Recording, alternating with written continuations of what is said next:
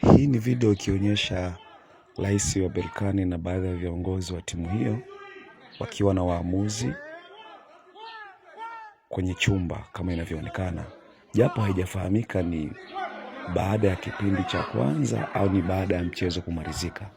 Lakini inaonekana baadhi ya viongozi pia wa timu ya Simba au wadau wakionyesha kutopendezwa na jambo hili.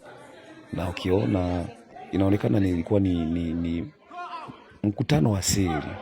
Ndio maana baada walivyoona kwamba wameshtukiwa, walikuwa wanamuondosha kwa nguvu na hawakutaka aendelee kuwepo hapa. Lakini pia wanagombana na aliyeshika kamera, manake hili tukio walilifanya kwa siri sana na hawakutamani yeyote ajue wala kugundua tukio hili. Unaweza kuona picha ya Afrika, ya mpira wa Afrika namna inavyoendelea. Na mbele ya hii video utaona pia jinsi kadi nyekundu ilivyopatikana. Wengi wamesema na wachambuzi mbalimbali wanachambua kwamba haikustahili kuwa kadi nyekundu, na unaweza kujionea mwenyewe kwenye tukio hili namna ambavyo lilivyotengeneza kadi nyekundu.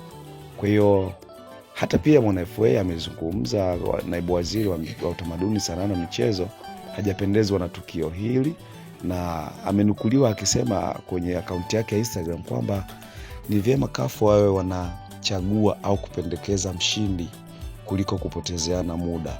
Na unaweza kuona ni jinsi gani watu ambao hawajafurahishwa na muamuzi, na sababu inawezekana ni hizi kwamba